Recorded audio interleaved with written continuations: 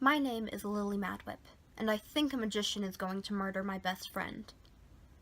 I thought I was your best friend. That's Jamal.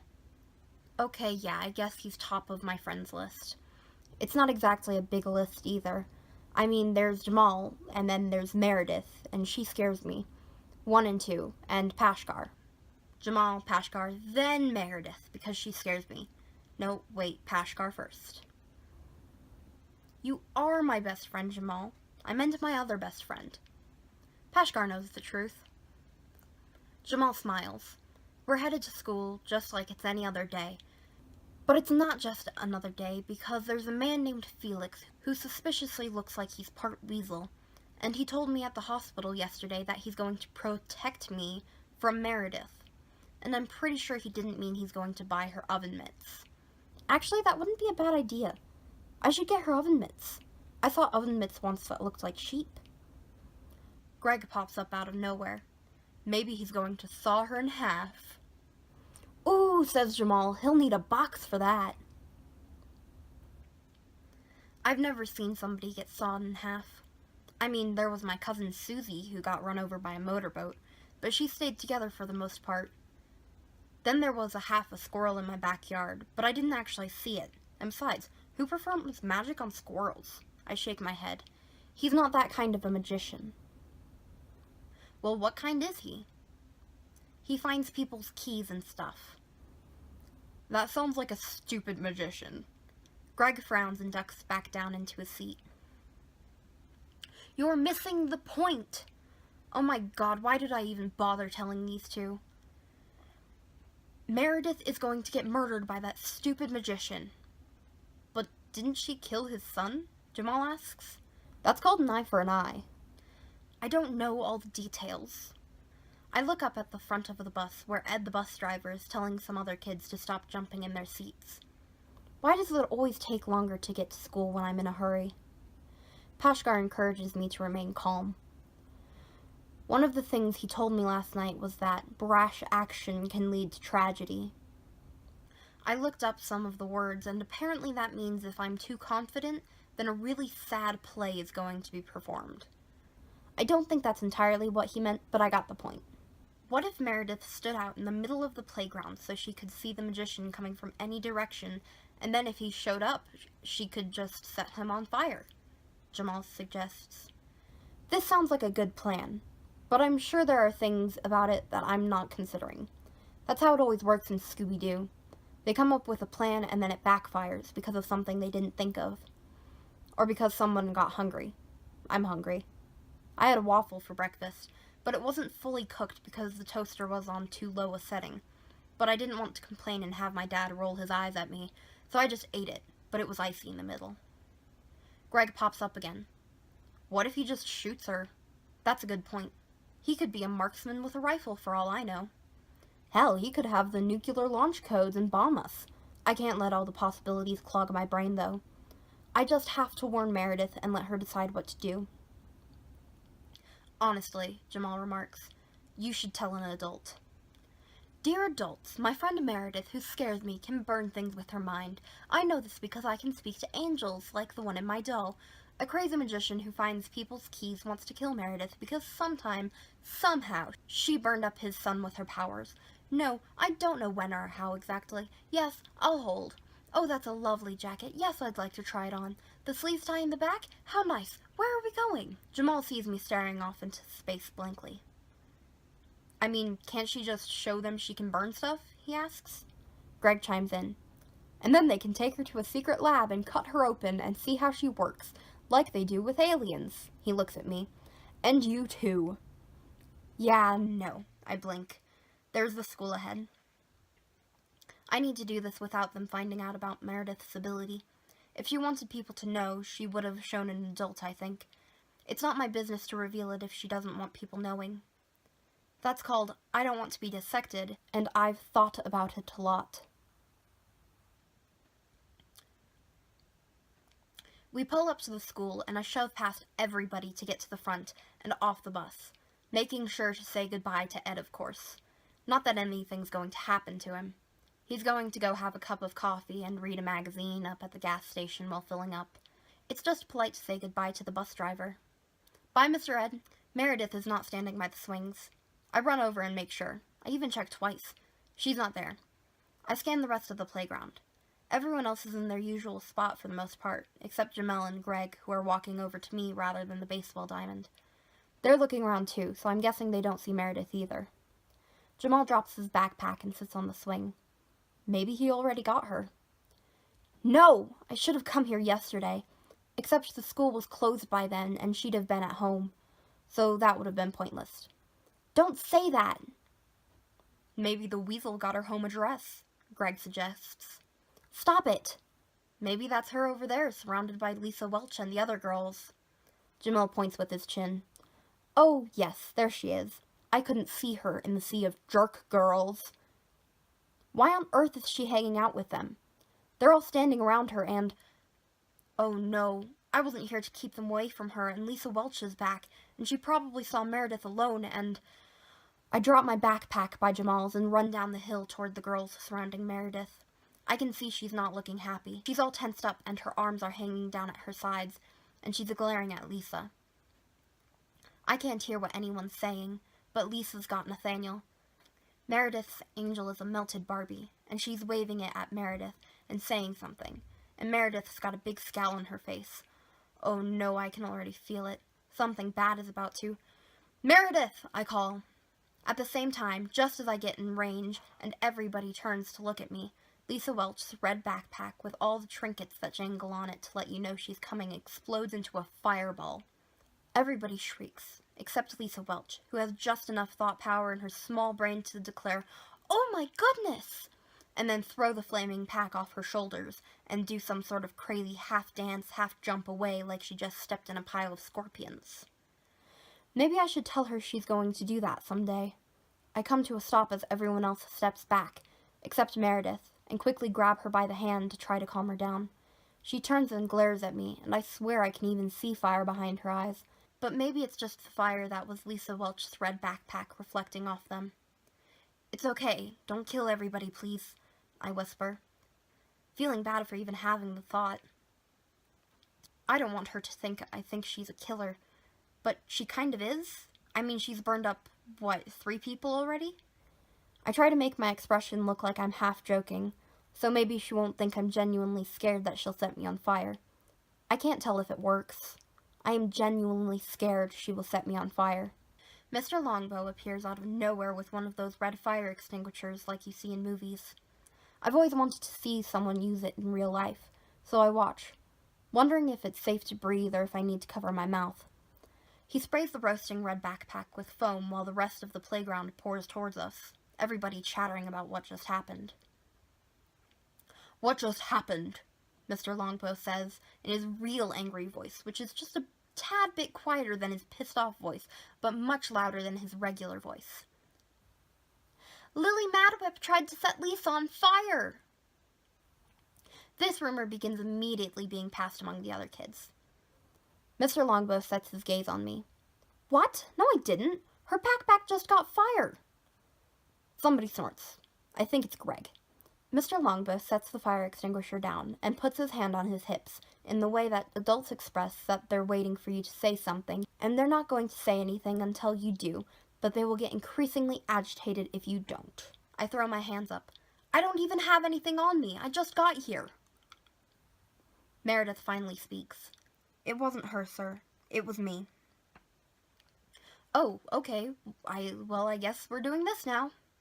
This is good, actually, because for all I know, Felix is sitting in the bushes nearby with a sniper rifle aimed at Meredith's head. Yes, let's get her off the playground, please, Mr. Longbow. That's a nice tie, by the way. Did you buy it yourself? It really is a nice tie, actually, now that I'm looking at it. I'm not even an expert on ties. Mr. Longbow picks up the fire extinguisher. Both of you, come with me. Lisa looks slightly paralyzed by fear. I think she's finally starting to comprehend that there was a fireball strapped to her back just a minute ago, and the only reason she's not a charred corpse we're all standing over, playing whodunit with, is because of some primal instinct to remove the fireball before it engulfed her. And that the person who nearly burned her alive was the girl she pissed off by doing something mean with her Barbie doll. It's like stealing someone's Barbie and then finding out Oh, that's Charles Manson, the serial killer's Barbie. You too, Miss Madwhip. I snap back to attention. Wait, why me? I had nothing to do with this. Mr. Longbow cocks his head at me and gives me a strange expression. Didn't you? I think for a moment. No. Well, you're coming with me anyway. He holds up one finger to make it clear that nobody is to say another word. Then he points it towards the school to make it clear we need to start marching in that direction. Mr. Longbow, you're going to get us both killed. And Lisa too, probably. I mean, that might not be so bad. Things would be nicer if she were dead. But I'm sure kind of attached to myself not being a crisp. Can we meet separately, maybe? Apparently the answer is no. Lisa Welch, Meredith, and I are marched straight into the school, down the hall, and into the principal's office. Lisa looks pale as paste. Her mouth looks a little crooked, probably from falling on her face last week. She keeps her lips shut tight, so I can't see what happened exactly to her daddy's precious teeth. But I've heard there's a big chip and she's going to have to get work done. Meredith just looks like Meredith, which is to say ghoulish. Not because of the burned half of her face, just because she looks like she never sleeps anymore. Maybe she doesn't. I imagine if I were Meredith and I went to bed and burned down my house with my parents inside it in my sleep, I'd have trouble getting back to Snoozeville too. She's got an expression I can't figure out right now. Kind of a mix of determination and annoyance. Mr. Longbow looks normal, by which I mean angry and bald. He sits at his desk with his eagle paintings surrounding us. I wonder how many exactly he has. I hope he isn't too attached to them, because if Meredith flares up, I think they're going to be one of the first things to go. And then us. Hopefully Lisa first. Just because I'm going to die, I kind of want to see her go before it happens. I know, that's a little bit mean, but Pashkar isn't here to lecture me about it. We all sit down, and he sits at his desk in his big swiveling chair and stares at us. Somewhere else, the bell rings, meaning school is in session. Kids are going to be coming inside soon. The number of possible casualties just went up. This is not how we start the morning, girls, Mr. Longbow says grimly. I don't think he really knows any other way to say things, actually. Who wants to begin? I wonder what it's like to watch a comedy movie with him. Maybe he's never seen one. He should watch one. Except then if he started laughing, he might panic because he wouldn't know what was going on. Lisa begins. We were just trying to get Meredith to play with us, and then Lily came over and did something, and my backpack exploded. Mr. Longbow turns his angry stare at me. Didn't we already go over this outside? I ask. Also, I think I smell gas, Mr. Longbow. Can we maybe do this in separate rooms? Quiet. Meredith speaks up again. She sounds a bit hoarse, like she was yelling all morning or something. Maybe she was yelling internally. Would that affect your voice? No, that can't be right. I'd be hoarse all the time. I told you I caused the fire. It was me. Lisa took something of mine and wouldn't give it back. She and her friends ganged up on me, and I got angry, and the backpack caught fire because I was angry. We all sit there for a moment. I imagine Lisa and Mr. Longbow are trying to work out all that they heard in their heads. I understood what she was saying, but if you don't know what's up with Meredith and her ability to set things on fire, especially when I'm nearby it might not make much sense. Mr. Longbow leans back and rubs his bald head. I wonder what that feels like. I don't want to shave my own head because I like my hair, but I'd bet it'd be fun to run my hand over it if I did. The backpack caught fire because you were angry, Mr. L repeats. Yes. Meredith hangs her head. I feel bad for her. Poor Meredith. I'm totally getting her oven mitts. I'm going to do it. I don't know how much they cost, but they can't be too expensive, and I've been saving up for a while. If I get her the ones that look like a sheep... Can I just point out that I almost died? Lisa remarks. Mr. L leans across his desk and wraps all his fingers in each other. He looks directly at me, and I think he's going to accuse me of causing all this again. Lily, I think you can be excused. Oh, finally. Thank you for playing with all our lives there, Mr. L. I sit for a moment, thinking this. Mr. L nods at me and makes a little wave gesture with his hand. That's the universal sign for move your butt along. Go to your classroom. I look at Lisa and Meredith. Lisa has murder face. Meredith looks sad. I want to tell her it's going to be okay. Because, for one thing, with me out of the room, maybe we won't all go up in one big volcano. And for another, maybe she'll be safer at home. Oh, wait, I have to warn her about Felix. Go, Lily, Mr. Longbow says, in his tone that means he's about to get really annoyed that I'm still standing there instead of doing what I'm told. I nod at him, then turn to Meredith. Watch out for weasels, I tell her. She looks at me like I just choked on my own tongue instead. I go out into the hall. It feels so good to be out of that room. Oh my god, that man has so many eagle paintings. I wonder if he's married to one. Maybe those are family portraits. I really hope Meredith understood my coded warning. Dang it, I probably made no sense. I wanted to turn around and go back in, but the walls start to vibrate with the sound of Mr. L yelling inside, and I can vaguely hear the rumble of his angry voice. So instead I head straight to class. Everybody in class wants to know what happened. Lisa's crew of jerk girls look concerned, like they saw her carted off on a stretcher or something. Even Louis Brody, who sits in front of me, seems worried. What happened? He asks. Meredith and Lisa are getting suspended. I know it. I see the office clerk come in and hand Miss Carter Dogbill the note explaining it, and she's going to let the rest of us know. Of course, that happens about 30 minutes from now, so I can't tell Louis that. Oh no, I left my backpack with Pashgarn outside by the swings. I'm going to have to wait until after lunch to get him back. I hope nobody steals them. I just need to remind myself that Bashgar always comes back to me. Pashgar is out there doing his thing. He'll be there when I go back out. Sure enough, a half hour later, the office clerk shows up, and we're all told that Lisa and Meredith won't be coming back for 3 school days each. And there's going to be an assembly in the cafeteria, planned on fire safety next week. Oh yes, that'll help us when Lisa finally sets Meredith off completely. Single fire children hope that the angry fire girl allows you safe passage.